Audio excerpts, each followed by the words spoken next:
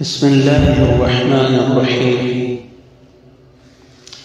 15 شعبان کا روزہ تو ایک مسئلہ شب بارات کے بعد والے دن یعنی 15 شعبان کے روزے کا ہے،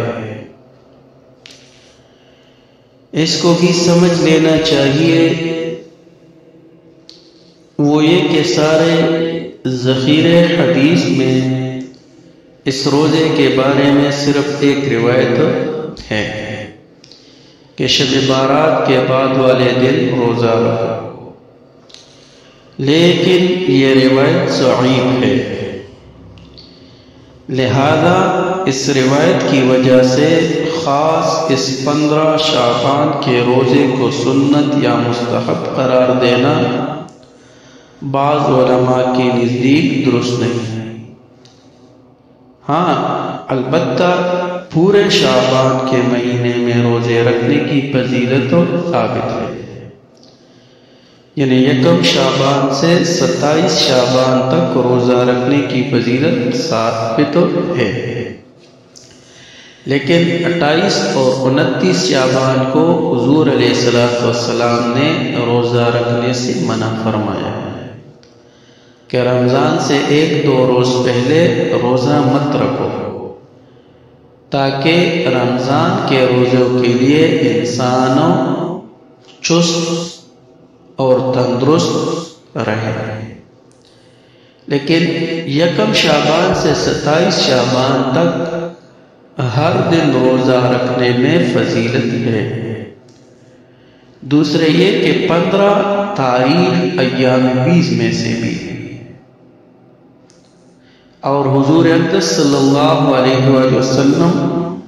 اکثر ماہ کے ایام 20 میں 3 دن روزہ رکھا کرتے تھے، یعنی 13، 14، 15 یا 15، 16، 17 تاریخ کو۔ لہذا اگر کوئی شخص ان 2 وجہ سے 15 تاریخ کا روزہ رکھے، ایک اس وجہ سے کہ یہ شعبان کا دن ہے،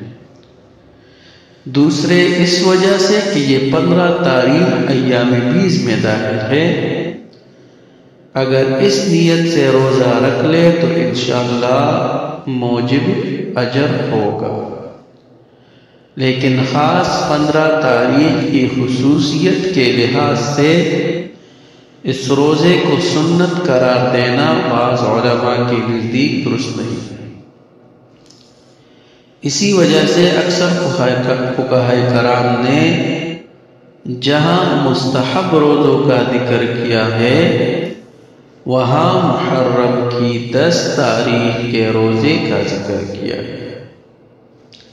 یوم عرفہ کے روزے کا ذکر کیا ہے، لیکن 15 شعبان کے روزے کا علیحدہ سے ذکر نہیں کیا، بلکہ یہ فرمایا ہے کہ شعبان کے کسی بھی دن میں روزہ رکھنا افضل ہے۔ بہرحال اگر نقطہ نظر سے کوئی شخص روزہ رکھ لے تو انشاءاللہ اس پر ثواب ہوگا۔ باقی کسی دن کی کوئی خصوصیت نہیں، جیسے کہ پہلے عرض کیا تھا کہ ہر معاملے کو اس کے حد کے اندر رکھنا ضروری ہے، ہر چیز کو اس کے درجے کے مطابق رکھنا ضروری ہے۔ دین اصل میں حدود کی حفاظت ہی کا نام ہے، اپنی طرف سے عقل لڑا کر آگے پیچھے کرنے کا نام دین نہیں ہے۔ لہذا اگر ان حدود کی رعایت کرتے ہوئے کوئی شخص روزہ رکھے تو بہت اچھی بات ہے، انشاءاللہ اس پر اجر و ثواب ملے گا، لیکن اس روزے کو باقاعدہ سنت قرار دینے سے پرہیز کرنا ضروری ہے۔ تو خلاصے کلام یہ ہے کہ روزہ رکھنا یہ جائز ہے، لیکن اس روزے کو سنت قرار دینا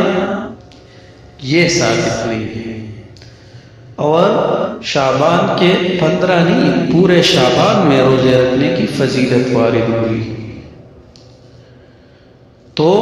اگر کسی نے روزہ رکھ لیا تو یہ بھی صحیح ہے، اور اگر کسی نے روزہ نہ رکھا تو اس کو ملامت کرنا یہ صحیح نہیں ہے۔